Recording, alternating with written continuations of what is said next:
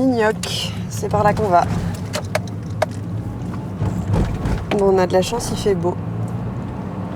Xavier Dumas, il va pouvoir nous parler de sa ferme, de ses pratiques. Un exercice auquel il est habitué. Et Xavier, il va commencer par nous offrir le café. Enfin, je crois. J'espère. C'est pas celui-là. C'est pas celle-ci, c'est la prochaine. Là, c'est un piège. Ah, voilà. Alors, vente à la ferme. Et nous. Hop. Ah, c'est Xavier qu'on voit là. C'est pas mal quand on arrive ici parce que le parking il est pile poil en face des planches en plein champ qui sont alternées avec des haies fruitières. Et là, si on regarde 2 ou 3 rangs plus loin vers les serres, on a la parcelle persiste sur laquelle Xavier a enregistré ses données. C'est parti. Salut Victor. Salut Xavier, ça va? Ça va et toi? Ça va bien. Tu nous fais un café? Allez. Super. Ouais, alors là on est sur le site principal de la ferme qui fait, il y a 10 hectares de SAU à peu près, qui appartiennent à Terre de Liens. Et sur ces 10 hectares, on a environ 3 hectares qui sont dédiés au maraîchage, dont 2 hectares vraiment cultivés, et le reste c'est les voies de circulation, le bassin de rétention, la station de pompage, ce genre de choses.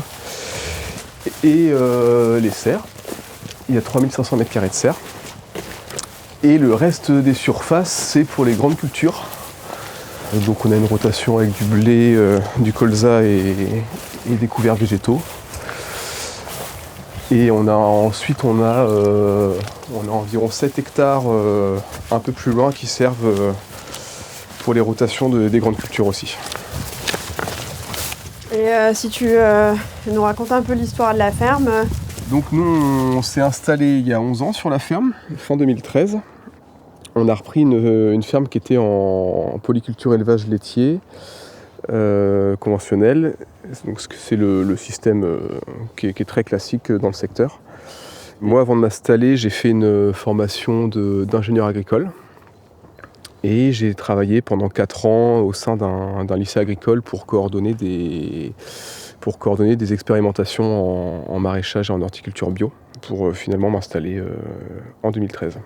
J'ai pas eu de moment déclencheur où j'ai eu une révélation et je me suis dit « Ah, c'est ça que je veux faire », c'est plutôt un processus sur le moyen long terme, avec des rencontres, des expériences personnelles. Voilà. Okay. J'ai pas radicalement changé de voie et de vie du jour au lendemain.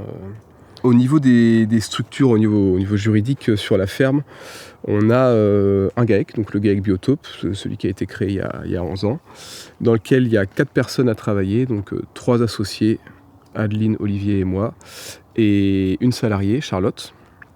Donc Adeline et Charlotte sont sur la partie boulange.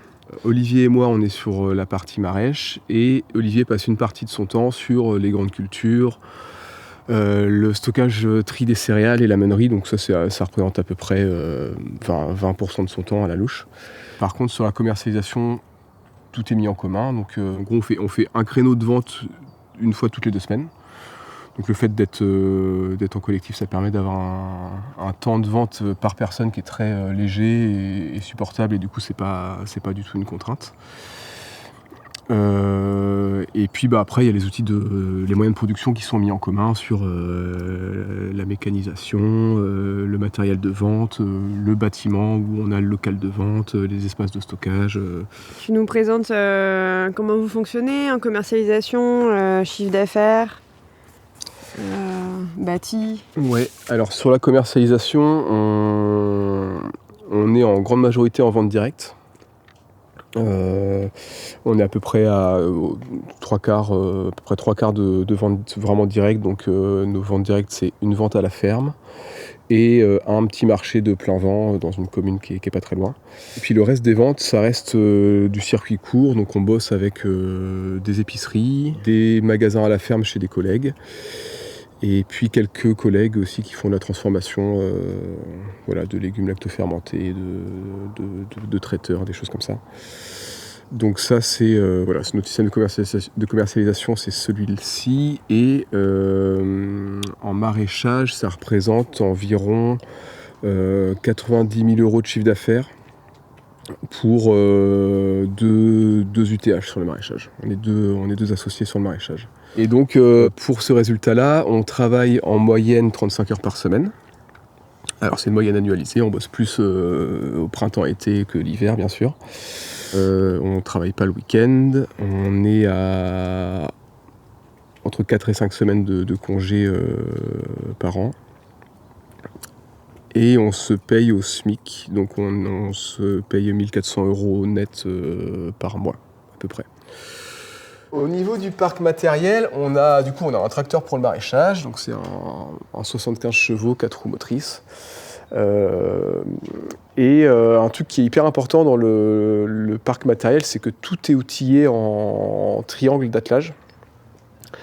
Ce qui fait un gain de temps et un gain en confort qui est énorme. On n'avait pas ça au début, on a fait ça il y a 5 ans à peu près avec l'atelier paysan. Et c'est vraiment génial en termes de confort et de temps. Et du coup, les outils qui sont importants dans le système, un des plus importants, c'est le mât élévateur qui va derrière le tracteur, qui nous permet de faire toute la manutention. C'est vraiment un outil qui est hyper crucial, qui nous permet d'amener des palox vides au champ, de ramener des palox pleins au bâtiment, de bouger des palettes, de ramener les cultures du quotidien. Dès qu'on a des travaux, on bouge des palettes de matériaux, des tas de bois. Au niveau ergonomie, pour moi, c'est quasi indispensable. Ensuite, on a le broyeur. Donc, c'est un broyeur à axe horizontal à fléau.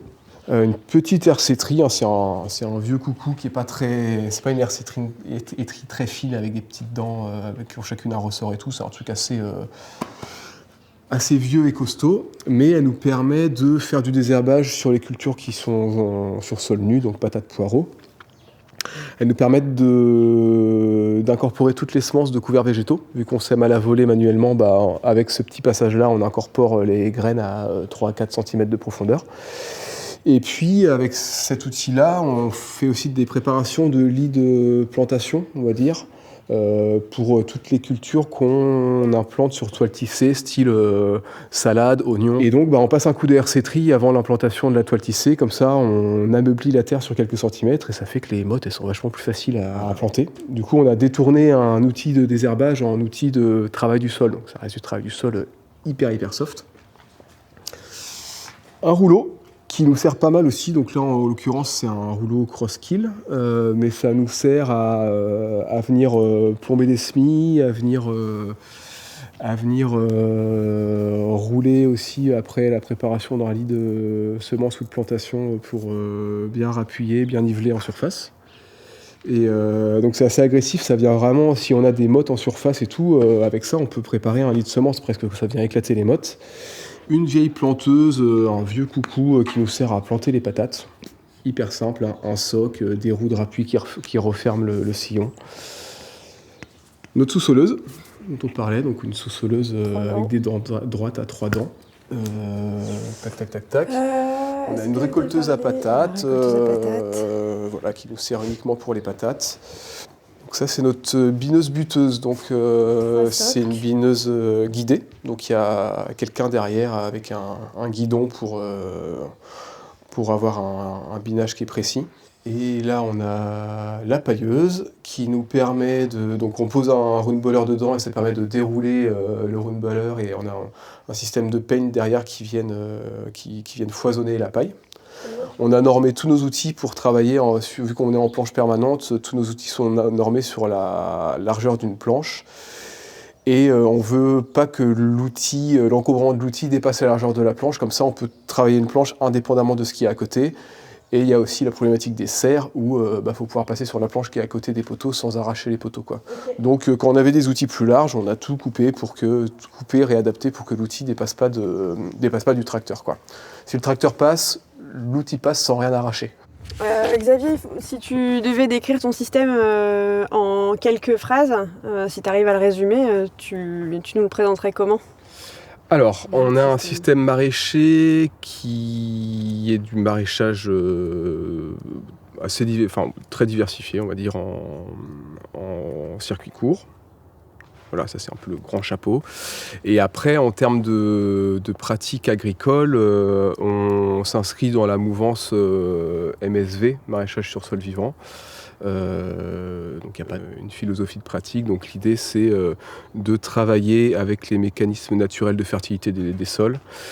Donc avoir des apports de matière organique, un sol couvert le plus possible. Donc voilà, ça peut se transcrire par pas mal de stratégies, mais nous on essaie de mettre en place pas mal de couverts végétaux. On essaie d'en mettre le plus possible. Un sol très peu travaillé. Donc on n'est pas en non-travail du sol, mais on a un travail du sol qui est quand même très léger, notamment par rapport au référentiel maraîchage qui est quand même assez intensif en termes de travail du sol en général. Et tu as commencé directement avec la philosophie MSV quand vous êtes installé ou pas? Non, on s'est installé avec des pratiques de maraîchage assez classiques, en étant déjà assez léger sur le travail du sol, mais quand même voilà, avec des préparations de sol pour chaque culture, beaucoup de cultures sur sol nu. Voilà, quand on s'est installé, en fait, ces pratiques-là étaient... je dirais pas qu'elles étaient émergentes, mais la structuration en réseau, en tout cas, était émergente. Il y avait quelques maraîchers qui commençaient à avoir de la bouteille là-dessus, mais assez peu. C'était des pratiques qui m'intéressaient déjà, mais il y avait une histoire de sécurisation du système. Voilà, il y a déjà beaucoup de choses à gérer quand on s'installe, et du coup de sécuriser la partie production avec des itinéraires qui ont été éprouvés, en tout cas qui produisent des légumes. Voilà, ça a permis de sécuriser le système, et au bout de quelques années, donc je me suis installé début 2017, j'ai opéré une transition, on va dire, technique, agronomique vers ces pratiques d'agriculture de conservation Tu nous racontes un peu comment tu t'y es pris pour faire cette transition?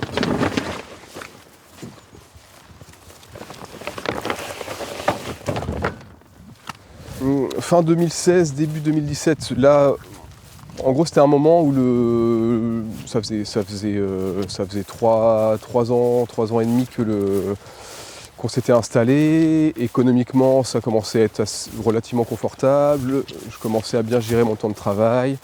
Administrativement, on va dire, tous les dossiers qu'il faut gérer à l'installation étaient gérés. Donc, on va dire que je me sentais assez robuste pour opérer un changement de système. Et on a commencé par faire un apport massif de broyat de déchets verts compostés, avec l'idée d'augmenter un bon coup les taux de matière organique et du coup de booster un peu la vie du sol. Ça s'est concrétisé par un apport de 300 tonnes hectares de ce compost de déchets verts. Donc combien la tonne, le prix? Alors à l'époque on l'achetait 4 € la tonne livrée. Donc les prix ont vachement augmenté, ça a à peu près ça a plus que quintuplé depuis. Actuellement tu la payes combien? Actuellement on est à 22-24 € la tonne livrée, en négociant un peu les tarifs, quoi. Et donc on a épandu cette matière, on l'a incorporée au sol avec des outils à dents non animés. Et puis après, l'idée, c'est à minima d'entretenir un taux de matière organique, en gros de compenser les minéralisations qu'il y a eu dans l'année, voire d'apporter plus que cette minéralisation pour continuer à aggrader le sol. Donc là, voilà, on a le tas qui a déjà été livré pour la saison à venir. Donc c'est un compost de déchets verts, donc c'est des déchets de plateforme, donc beaucoup de déchets de taille qui sont broyés, compostés, criblés, puis livrés. Donc on a une partie assez fine et une partie un peu grossière avec des petits bouts de bois qui ne sont pas encore compostés. Ce qui nous apporte du carbone, c'est quelque chose qu'on cherche dans notre système. Et après, comment on gère ce matériau? Alors pour l'apport initial, qui était assez conséquent, donc 300 tonnes sur 2 hectares, ça faisait 600 tonnes de matériaux à brasser, on a fait appel à une entreprise de travaux agricoles qui est venue avec un gros chargeur, 2 gros épandeurs et puis Et puis voilà, qui a fait le chantier en une journée, alors que nous, ça nous aurait pris beaucoup plus de temps avec notre petit épandeur.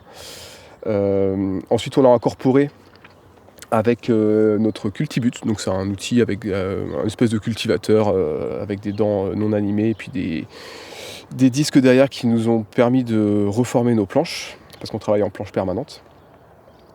Et après, par contre, pour les apports qu'on fait régulièrement chaque année, là, on le gère avec notre épandeur. Donc, on a un tracteur avec un chargeur et un godet, un petit épandeur, un épandeur à fumier classique de 5 tonnes, sur lequel on a juste adapté des volets derrière pour faire en sorte que le compost soit bien contenu sur la planche qu'on épand et aille pas trop sur les côtés. C'est aussi pour ça qu'on a choisi ce matériau-là, c'est qu'il est assez meuble, assez fin.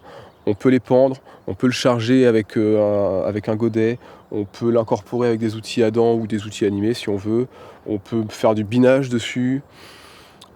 C'est un matériau qui est disponible, qui reste relativement peu cher. On gère avec ce matériau-là et des couverts végétaux. On ne fait pas de fertilisation, on n'apporte pas de fumier, d'engrais bouchons, enfin voilà, on n'apporte pas de fertilisation stricto sensus, on fonctionne que avec des amendements. Et malgré ça, on a des très bons résultats techniques, on a des bons rendements, on a des beaux légumes. Voilà. Et vous avez apporté un gros volume au départ. Au cours de l'année, c'est quoi les volumes qui viennent à l'échelle d'un jardin? Et sur quelle culture? Alors, nous, on apporte du compost sur un type d'itinéraire bien particulier, ça va être sur nos légumes à petites graines semées. Donc en gros, c'est tous les légumes racines dans notre système, c'est en majorité des carottes, mais ça va être aussi les betteraves, les navets, les radis noirs, les panais. Et on a un intérêt technique parce qu'on vient l'apporter en surface et en fait, il nous fait un lit de semences sans avoir à travailler le sol. Et en plus, il nous fait une occultation légère du sol, ce qui limite énormément l'enherbement. Ce qui fait qu'avec avec ce genre d'itinéraire, on a une quantité de travail sur le désherbage qui est très bien maîtrisée. On est entre 150 et 200 heures hectares à peu près de désherbage sur une carotte, sans faux semis, sans désherbage thermique. Donc voilà quelque chose qui est efficace. Donc on le garde en surface sur cet itinéraire et puis après il est incorporé par la vie du sol. Nous on ne l'incorpore plus du tout mécaniquement, il est incorporé par la vie du sol tranquillement et bénéficie aux cultures suivantes. Donc ça représente 1/9 de nos surfaces en plein champ. On a 9 blocs de culture et on a sur un des 9 blocs un apport chaque année. Donc, et voilà. Un petit point d'aparté sur la qualité des composts qui sont livrés, parce que en fonction des options et des personnes à qui on s'adresse, des fois il y a des gens qui ne sont pas hyper contents, notamment à cause de microplastiques. Est-ce que vous, ça, c'est quelque chose qui parfois peut être irritant, qui peut arriver. Parfois on a des lots de compost où il y a plus de plastique.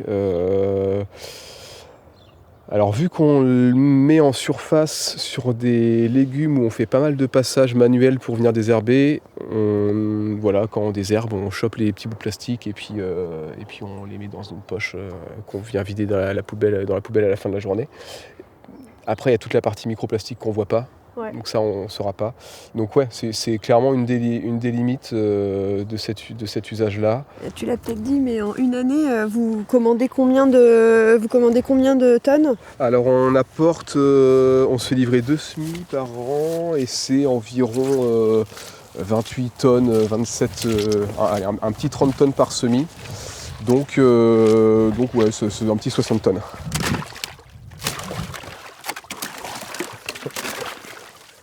Là, on va arriver devant la parcelle persiste. On fait un petit trou et tu nous parles un peu de ton sol? Ouais, ça marche. Alors là, sur les planches qui ont été suivies pendant le projet persiste, on a une prairie.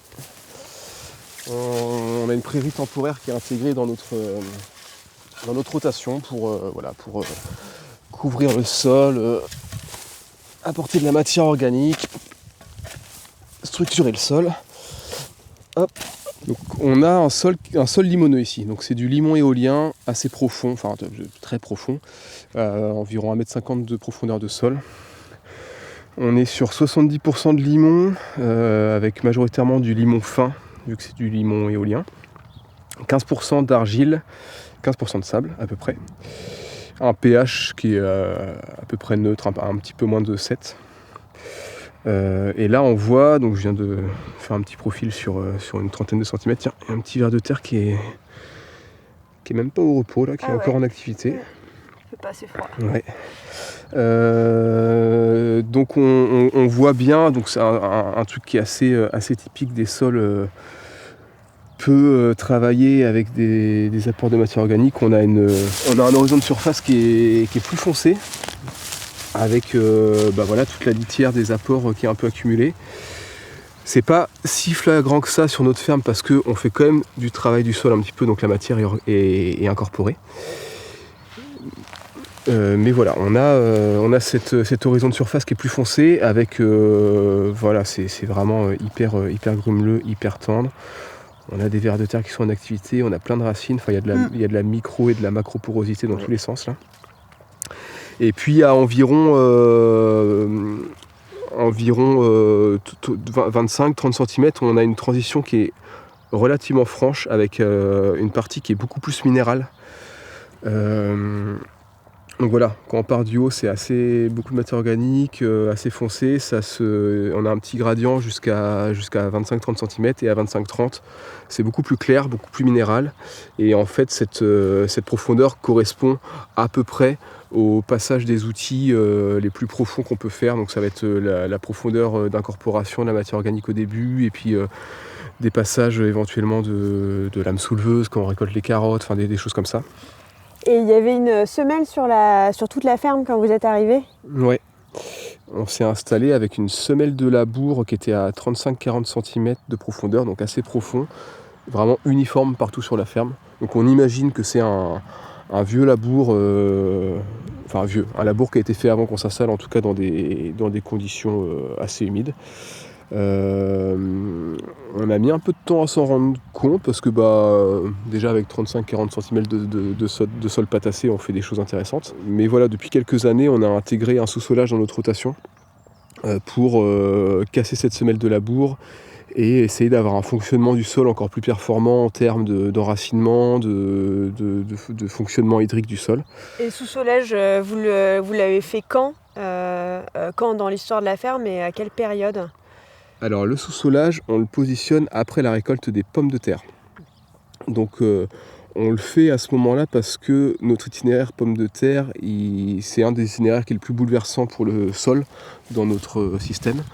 On bine, on bute, on récolte à la récolteuse à patates, donc on bouleverse pas mal le sol. Donc on s'est dit tant qu'à faire, autant positionner le sous-solage ici. Et en plus, c'est un moment, la récolte des patates, où normalement le sol est pas trop sec. Normalement il n'est pas trop sec, il n'est pas non plus trop humide, donc des conditions normalement qui marchent bien pour faire un sous-solage efficace. Et vu qu'en plus après on part sur 3 ans de prairie, on positionne à un moment où le sol a été bouleversé, où on a normalement les bonnes conditions d'humidité, sauf année exceptionnelle comme 2024. Et en plus on a ensuite une prairie qui est installée rapidement et qui va venir maintenir et structurer ce sous-solage.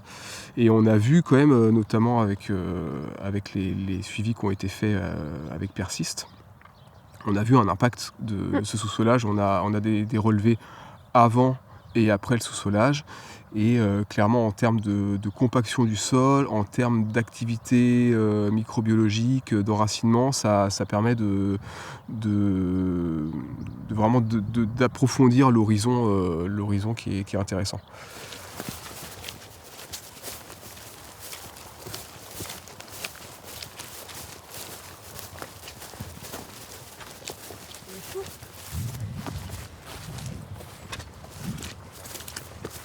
C'est ça ou je vais n'importe où là ? Oui, Ouais. pardon, Non mais moi je me suis dit que les choux étaient là-bas. J'avais en tête qu'ils étaient là-bas. Les choux sont là. On va vers les choux et si ma mémoire est bonne, Xavier, tes choux, c'est un itinéraire que vous travaillez depuis un moment. Les choux sur trèfle. Ouais. Si tu veux bien nous raconter un peu leur vie, leurs doutes, leur leurs émois? Donc après quelques années de tâtonnement sur le chou sur trèfle, l'itinéraire qui nous satisfait, auquel on est arrivé, c'est on détruit le couvert végétal qui précède le chou par un broyage puis une occultation. Donc on fait une occultation de 8 semaines à peu près. On désocculte 1 à 2 semaines avant la plantation pour pouvoir positionner des passages de RC-Tri pour faire des faux semis.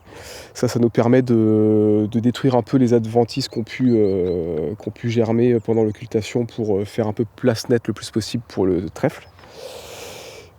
On sème notre trèfle à la volée. Donc là, c'est un mélange de trèfle violet, trèfle blanc et trèfle incarnat. On a mélangé des trèfles assez classiques voilà, pour tester un peu l'itinéraire, pour dégrossir, et on s'est dit qu'on travaillerait plus tard sur le côté type variétal, variété, voir s'il y avait des choses qui étaient plus intéressantes. Mais pour l'instant, on est parti sur un truc assez basique. Et pour améliorer la levée de ce trèfle, on repasse un coup de RC-Tri après le semis et un coup de rouleau pour plomber tout ça. Suite à ça, dans la foulée, donc le jour même ou le lendemain, on vient planter nos choux. Donc c'est une plantation manuelle qu'on fait pour l'instant. Donc on trace nos 2 lignes de plantation pour avoir des lignes qui soient bien parallèles, et on vient planter à la main. Ça, les dates de plantation, selon les types de choux, ça va s'étaler de la semaine 20 à la semaine 30 pour les séries les plus précoces et les plus tardives. Et là, c'est quel que soit le type de chou, chou rouge, chou vert, chou blanc, chou brocoli, chou fleur, avec une densité, donc on est à 70 cm interligne, entre les 2 lignes, et 40 cm sur la ligne. Voilà, donc ensuite, après la plantation, on voile, notamment pour la pierride. On a pas mal de pierrides de choux dans le coin. Et ça permet aussi de faire un petit microclimat qui va améliorer la levée du trèfle. On irrigue si besoin, à la fois pour la reprise du chou et pour la levée du trèfle. Et puis, quelques semaines après la plantation, donc on va dire 3 semaines, 1 mois après la plantation, on dévoile. Et là, on vient faire un désherbage manuel sur la ligne de plantation. Et on vient gérer l'enherbement entre les lignes avec une tondeuse. Donc on n'a pas du trèfle pur qui pousse. Le trèfle, c'est une plante qui met un peu de temps à germer, à occuper le sol. Donc souvent dans le trèfle, on a des adventices. L'avantage de tondre, c'est qu'en tondant, on va détruire les adventices. Tant que ce n'est pas des adventices pérennes, on arrive à les détruire. Par contre, le trèfle, lui, ça va plutôt lui être bénéfique. Ça va lui permettre de se développer encore plus.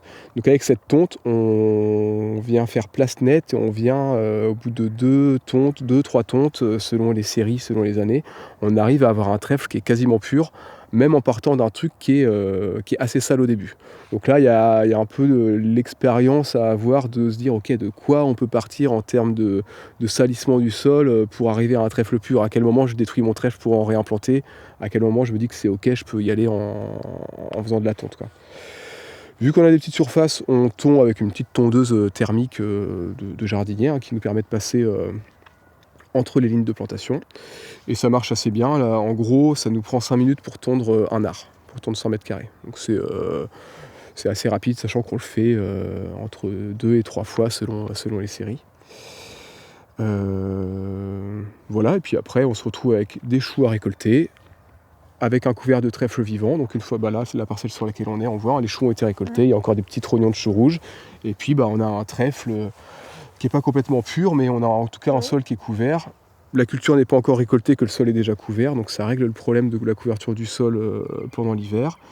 Et puis l'année qui suit, en sortie d'hiver, début de printemps, on va avoir le trèfle qui va repartir, qui potentiellement va faire une belle biomasse avant l'implantation de notre culture suivante. Donc là, on a vraiment quelque chose qui est intéressant, parce qu'on a une couverture maximale du sol pendant quasiment toute la durée de l'itinéraire. On a juste une petite rupture entre le couvert végétal précédent et le moment où le trèfle se développe.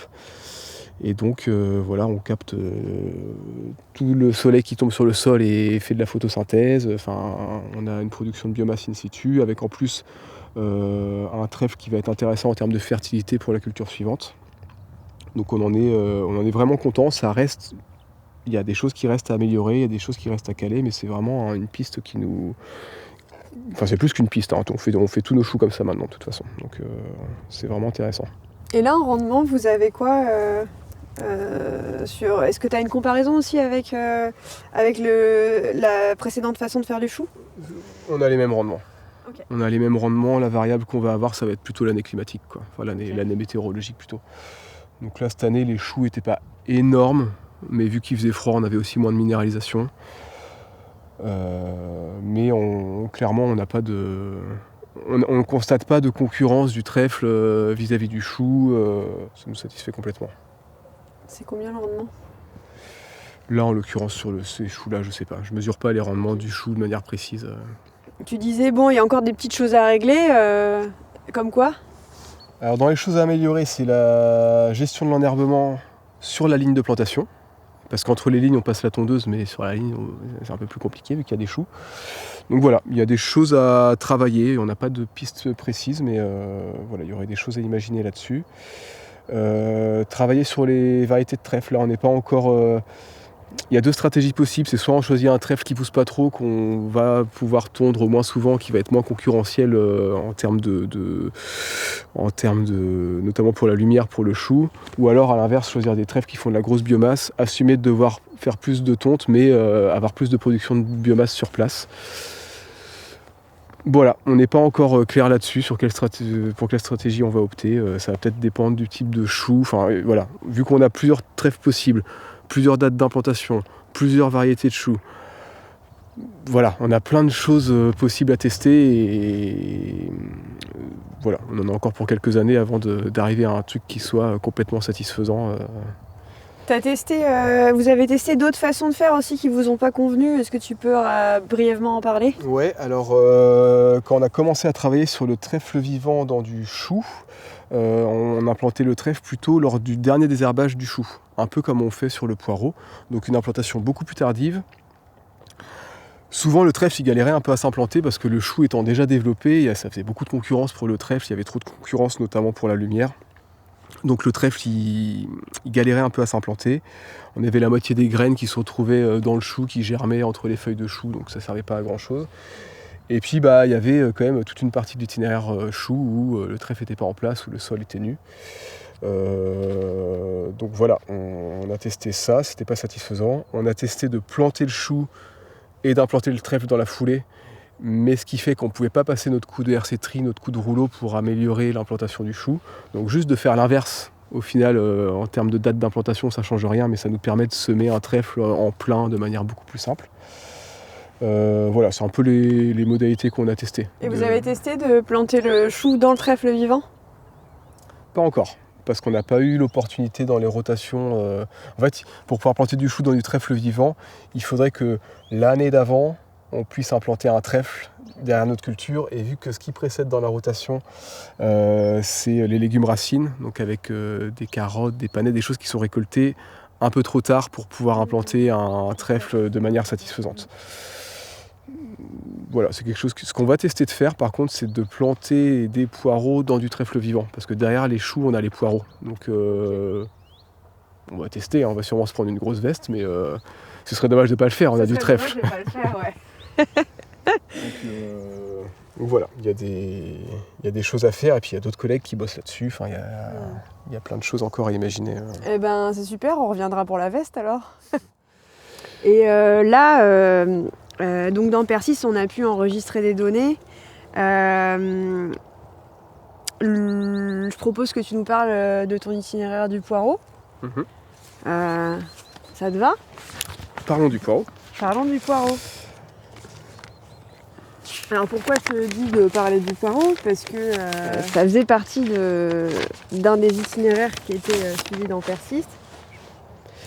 Et donc on a pas mal de données dessus. Et ça met bien en perspective un peu ce dont parfois on parle, ces histoires de compromis en fait. Justement entre l'objectif agronomique et ta réalité sur la ferme de production, ou juste par rapport aux contraintes de sol. Donc au lieu de parler, je te laisse y aller. Alors, le poireau. Dans notre rotation, au moment en tout cas où ils ont été suivis dans le cadre de Persis, parce que notre rotation a changé depuis, les poireaux étaient précédés de salades. Donc l'année N-1, il y avait des salades. Un engrais vert semé à l'automne, détruit avant l'implantation des poireaux. Donc c'était un engrais vert de mémoire basé pas mal sur la moutarde blanche. Et donc environ un mois et demi avant l'implantation des poireaux, on détruit le couvert par broyage, plus une occultation avec des toiles tissées. L'occultation, ça nous permet de bien détruire tout le couvert et éventuellement les adventices qu'on peut pousser dans le couvert pendant l'hiver. Cette occultation d'un mois et demi à cette époque-là de l'année, elle est suffisante parce qu'on ne fait pas de poireaux d'été, on fait que des poireaux d'automne-hiver, donc on les implante fin juin. Donc avant l'implantation, on désocculte. Là, on se retrouve avec quelque chose qui est assez propre. Éventuellement, s'il y a des rumex un peu qui traînent, on prend le temps de les arracher pour pas avoir à le faire en cours de culture. Et donc, nous, la plantation, elle se fait manuellement. On a fait le choix de le faire manuellement parce qu'on n'a pas de vitesse super lente sur notre tracteur. On trace les lignes de plantation avec un traceur derrière le tracteur. Ensuite, on vient poinçonner avec une poinçonneuse manuelle qu'on a fabriquée, donc on poinçonne 10 trous à la fois. Et on vient mettre les plants de poireaux. On fait des trous qui font 20 cm de profondeur. Il y a toujours un peu de terre qui s'éboule, ça se rebouche un petit peu, donc on va dire qu'on plante nos poireaux à 15 cm. Ce qui fait que les racines sont bien profondément enfouies dans une zone où le sol est encore humide, même en plein été. Et on a déjà 15 cm de blanc assuré, quoi. Au niveau des variétés, on est sur de l'Atlanta. La variété qui a été suivie dans le cadre de Persis, c'est la variété Atlanta, donc une variété population d'hiver. Et ensuite, une fois qu'on a fini de planter, si la météo le nécessite, on irrigue et on voile. On voile avec des filets anti-insectes pour la mouche, la teigne du poireau, enfin voilà, éviter d'avoir des pontes sur nos poireaux. Donc là, c'est l'étape la plus longue de l'itinéraire, la plantation. On plante, on est en planche de 40 mètres de long, donc on est à 800 plants par planche et ça nous prend traçage, poinçonnage, plantation, voilage. C'est 1 heure par planche, 1 heure pour 800 plants. À deux ou tout seul? Une heure, quand je parle d'heure, c'est toujours ramené à une personne, quoi. Ok. Donc ça fait 80 minutes pour 100 mètres carrés à peu près, si on ramène ça à un art. Donc c'est pas très rapide par rapport à quelqu'un qui a des outils mécanisés hyper efficaces. C'est pas si mal sur des petits systèmes comme ça, on reste sur un truc qui est quand même assez efficace. Donc là on a nos 2 lignes de poireaux parallèles sur sol nu. Et donc on va venir gérer l'enherbement de manière assez classique avec du binage, du butage, éventuellement selon les années de la RC trille. Et il y a toujours quand même un passage de désherbage manuel sur la ligne. Alors pourquoi on fait ça sur sol nu ? C'est parce que dans notre système on accorde beaucoup d'importance à l'agronomie, mais aussi au côté économique et à l'ergonomie. Et en fait, à l'heure actuelle, on n'a pas encore trouvé de système qui nous satisfasse de plantation sur un mulch organique. Donc on connaît plein de collègues qui sont dans des systèmes MSV, qui plantent leurs poireaux sur de la paille. Nous, c'est quelque chose qui ne nous satisfait pas. On a essayé, on ne trouve pas ça satisfaisant en termes de temps de travail, d'ergonomie à la plantation. Donc voilà, c'est un peu le compromis où on a un système, on a un itinéraire technique où le sol est à nu pendant la culture. Cependant, en amont, on a un couvert végétal qui s'est bien développé. On n'a pas de travail du sol en amont de la plantation. On a des binages, des butages. Et ce qu'on fait pour compenser un petit peu ce sol nu, c'est que lors du dernier butage, donc nous le dernier butage on le fait mi-septembre à peu près, on est une première quinzaine de septembre. On sème un trèfle incarnat. Donc on le sème manuellement à la volée, donc à hauteur de 40 kg hectare, donc c'est une dose assez élevée pour du trèfle incarnat. mais parce qu'on a une implantation qui est pas top. Donc on surdose pour compenser un peu le mauvais taux de levée qu'on va avoir. Et ensuite on voile. Le voilage là, donc c'est vrai que je ne l'ai pas dit, mais on dévoile à partir du moment où on commence le désherbage. Pas le choix de toute façon. On ne revoile pas tant qu'on fait des désherbages et on remet le voile au moment du dernier butage. Donc, si besoin, on irrigue un coup à ce moment-là pour améliorer la levée du trèfle. Et donc là c'est une implantation de couvert végétal qui est pas la mieux maîtrisée qui soit. Voilà, c'est le fait d'avoir une implantation de trèfle qui est pas à plat, qui est pas roulé, qui est pas plombé. Enfin ça fait que c'est pas hyper bien maîtrisé, mais on va dire que 2 années sur 3 ou 3 années sur 4, on a une couverture du trèfle qui est intéressante. Et avec cet itinéraire, sur la récolte, ça se passe comment et vous avez quoi comme rendement ? En gros, le trèfle est implanté à un moment où le poireau est déjà bien implanté, donc au niveau concurrence, il n'y a aucun problème. Et en termes de rendement, on est à environ 2 kg au mètre carré. Voilà, ce qui n'est pas énorme, mais on a aussi une densité de plantation qui n'est pas énorme non plus. Vu qu'on est en planche permanente, on a 2 lignes par planche, des passe-pieds qui sont un peu larges, ce qui fait qu'on a une densité globale à l'hectare qui est pas très élevée. Si on décompose un petit peu les grandes étapes, on est à... je vais parler à l'art, voilà pour tous les temps que je vais donner. On est à 80 minutes de plantation, donc plantation, traçage, poinçonnage, plantation à l'art. Une demi-heure de désherbage. Et puis tous les trucs à côté, donc 20 minutes de destruction d'engrais verts, gestion des voiles d'occultation, de désoccultation, et puis 10 minutes de gestion de semis de trèfle, revoilage, tout ça. Et la récolte ? Et la récolte, on récolte, alors l'année de persiste, on était à 40 kg à l'heure. Donc là, c'est 40 kilos récoltés, habillés, mis en caisse, prêts à vendre, quoi. Okay. Le poireau, ça reste un itinéraire où on a envie d'évoluer, on a envie d'aller plus loin au niveau agronomique et au niveau de son positionnement dans la rotation. Là, on se retrouve avec un truc qui peut être un peu pénible à gérer, c'est qu'on forme des buts.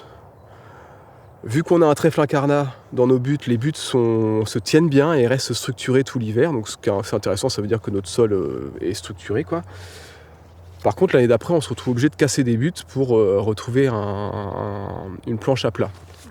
Donc on est sur un truc où on bouleverse le sol et puis l'année d'après on doit rebouleverser le sol pour se retrouver à plat. Mais ça fait potentiellement des reprises de sol en sortie d'hiver, début de printemps où il faut qu'on passe un outil pour casser les buts. Il y a des années où c'est compliqué de passer en sortie d'hiver, donc si on peut ne pas toucher le sol en sortie d'hiver, nous ça nous va très bien parce que ça sécurise à fond les itinéraires, qu'il fasse sec, qu'il fasse humide, ça passe, quoi. Dès qu'on n'a pas besoin de toucher le sol, c'est hyper sécurisant en termes de conditions météo. Et donc on a testé cette année de planter des poireaux sur du compost. Et du coup, du fait de plus avoir à biner ni buter, de densifier, de mettre plus de lignes de poireaux sur la planche. On a testé 3 et 4 lignes, ça se comporte bien, on fait des suivis de masse de poireaux, pas de rendement au mètre carré parce que là ça n'a plus trop de sens vu que c'est pas la même densité de plantation mais plutôt de calibre de poireaux. Et on a des calibres qui sont à peu près équivalents entre l'itinéraire classique et les itinéraires où on densifie. Voilà, ça reste de l'évaluation paysanne, donc c'est dur de... Voilà, c'est pas une évaluation scientifique, donc c'est dur de dire s'il y a une différence ou pas, mais on est à peu près dans le même ordre de grandeur, donc nous, ça nous satisfait. Et cette année, on a fait le test avec du compost, parce que c'est le matériau qu'on avait sous la main qui était facile, mais on n'a pas envie de passer tous nos poireaux comme ça, parce que ça commencerait à nous faire beaucoup de compost dans la rotation. Et nous, on a de la paille dans notre système, vu qu'on fait du blé. Donc l'idée, ça va être cette année de tester sur de la paille, en s'inspirant d'itinéraires qu'ont fait des collègues. On ne part pas de rien, il y a plein de collègues qui ont bossé là-dessus. Et pour se faciliter la vie, parce que l'étape la plus contraignante dans tout ça, c'est le poinçonnage. Donc on a acheté une poinçonneuse mécanique à poireaux. Un truc qui va derrière le tracteur, qui poinçonne Et donc on n'a plus cette étape manuelle à faire où dès que c'est un peu tassé, on se retrouve à sauter un peu sur la poinçonneuse. Et vous l'avez testé là? On l'a pas encore testé. On la voit, c'est le gros machin rouge là-bas. Là. Ah ok. On l'a reçu juste avant les vacances de Noël, là, donc on n'a pas eu le temps de le tester encore. Et la conclusion qu'on peut tirer un peu avec ces 2 itinéraires assez perturbants qui ont été suivis dans le cadre de Persis, donc patates, poireaux, qui en plus s'enchaînent, c'est l'un après l'autre, c'est que le sol se remet très bien. Donc on a atteint un niveau de structuration du sol, de quantité de vie du sol qui est suffisant pour que le sol se remette très vite des perturbations, quoi. Ce qui était un des résultats vachement intéressants avec Persist. Ce qui nous permet de guider un peu nos pratiques au quotidien, c'est comment le sol se comporte, c'est quelle est la fertilité du sol, comment il est structuré. Et en fait, passer un coup d'outil une fois de temps en temps, si ça permet de se faciliter la vie, c'est OK. Et qu'on a confirmé avec Persist, alors on n'est que sur 5 ans, mais c'est déjà bien, que c'est pas ça qui érode. C'est pas effectivement des passages ponctuels sur certains itinéraires qui érodent la fertilité du sol et le patrimoine en fait sur lequel vous êtes, quoi. Sachant que là on est sur une rotation de 9 ans avec 3 années de prairie et sur les 6 années de légumes il y a 2 itinéraires avec binage-butage. Le reste il y a très peu on touche très peu au sol, on gratouille un peu en surface éventuellement, un coup de lame souleveuse pour les carottes, les panais, ce genre de choses. Donc il faut voir dans la globalité. Dans la globalité, on a une perturbation du sol moyenne qui est très faible. Avec l'expérience qu'on a, qui est pas très longue, ça fait 7 ans c'est 8 ans qu'on fait du MSV. Avec l'expérience qu'on a, avec les retours de Persist là, dont on vient de parler, qui montrent qu'on a un sol qui est, je veux dire résilient, c'est peut-être pas le bon mot, mais en tout cas qui peut encaisser des perturbations. Moi j'aurais tendance à dire qu'il ne faut pas forcément s'enfermer dans un système où on veut absolument jamais travailler le sol, absolument avoir un sol toujours couvert. Ça c'est des grands objectifs qu'on peut garder en ligne de mire, et si on y arrive c'est cool et tant mieux. Mais parfois, passer un petit coup d'outil, ça permet de faciliter la plantation, ça permet d'incorporer un peu la matière organique et de booster un petit peu la minéralisation, ce qui peut aider aussi dans des moments où la minéralisation elle est un peu faible. Je sais on est allé jusqu'à ne plus du tout travailler le sol, hormis le binage-butage sur les poireaux patates, mais ne plus du tout travailler le sol pour les préparations de culture et tout. Et on a fait un peu machine arrière parce qu'on se rend bien compte dans notre système que venir juste gratouiller le sol sur 3-4 cm en surface, quand on a 15 000 oignons à planter en mode de 4 et qu'il faut les enfoncer un petit peu dans le sol, ça va vachement plus vite et c'est vachement plus ergonomique. Donc voilà, c'est mettre le curseur au bon endroit. Notre avis, c'est qu'il ne faut pas s'empêcher. L'agriculture de conservation ne veut pas dire ne pas travailler le sol. Ça veut dire conserver son sol en bon état. Le travail du sol est un outil. On s'en sert à bon escient. Nous, on a la chance d'avoir des sols profonds, des sols de bonne qualité agronomique. Ce qu'on fait marche dans notre cas, avec notre système. Mais il y a des cas, j'ai déjà causé avec des collègues, où sur des systèmes avec pas de travail du sol, il y a une compaction qui peut se faire un petit peu au fil des années. Et puis une fois de temps en temps, venir souffler un peu le sol pour se faciliter la vie, ça peut être pas mal, quoi. Là, si tu nous fais une petite synthèse, atouts, contraintes, pistes d'amélioration de ton système, ça donne quoi? Alors, dans les atouts principaux, je dirais que le fait de très peu travailler le sol donne énormément de souplesse dans les installations de culture. Donc on peut venir implanter des légumes même quand le sol est très humide. On a vu qu'on n'a pas besoin de passer des outils dans le sol. On peut venir implanter des cultures au moment où les plants sont là et où ils ont besoin d'être plantés sans attendre parfois des semaines avant que le sol ressuie. Donc là, c'est quand même un gros avantage en termes agronomiques, en termes organisationnels, en termes aussi de pression mentale. On sait qu'on va pouvoir faire les choses et on n'est pas en train de stresser en se disant « Ah zut, est-ce qu'on va pas perdre nos plants ?» ou « Est-ce qu'on va pas faire n'importe quoi dans notre sol pour ne pas perdre nos plants ?» Donc là, c'est quand même hyper confortable. On a aussi...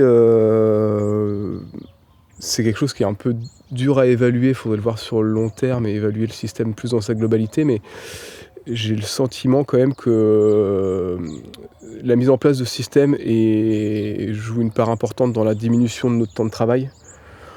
Il y a l'expérience, il y a le fait de passer moins de temps à la conversation, il y a plein de choses qui l'expliquent, mais voilà. Dans les contraintes, on va avoir, quand on utilise des paillages, notamment des paillages fibreux type paille ou foin, une gestion de la précocité qui peut être un peu compliquée parce qu'on va venir isoler notre sol et du coup en sortie d'hiver, début d'année, on va limiter très fortement le réchauffement du sol. Donc voilà, il peut y avoir cette contrainte-là. Nous, on a décidé du coup sur notamment les premières séries de légumes d'été sous serre de ne plus mettre de paillage, de plus mettre de paille en paillage et de faire un léger travail du sol pour booster un peu le réchauffement du sol et ne pas trop perdre en précocité, voire ne pas perdre des légumes tout court, hein, parce que les années où il fait vraiment froid, ça nous est arrivé de perdre des concombres parce que le sol était trop froid. Donc voilà, on fait une entorse à la logique globale agronomique, mais pour que ça marche économiquement. Et du coup, on se retrouve à brasser potentiellement des grosses quantités de matériaux. Donc voilà, il y a ce côté. Nous, on a géré cette contrainte en passant par de la mécanisation. Donc voilà, on a un truc qui est assez efficace, mais on passe quand même du temps à stocker les matériaux, à les charger, à les épandre. Mais c'est du temps qu'on passe en moins sur du désherbage ou sur de la fertilisation. Mais voilà, c'est sans mécanisation, avec les surfaces qu'on a, ça peut commencer à prendre pas mal de temps et être un peu compliqué au niveau de l'ergonomie, quoi, la gestion de ces matériaux. Je suis en train de refermer le livre de ce chapitre de conclusion pour clôturer l'épisode. Il est tout pourri ton bruit là. C'est vrai, il est brave. Est-ce que je veux un autre café, Xavier ? Ouais, petite tisane peut-être. Ouais. Une tisane nuit calme. C'est ça. C'est parti, je crois que c'est l'heure de manger, on nous a dit. Merci Xavier. Allez, zou. Avec plaisir.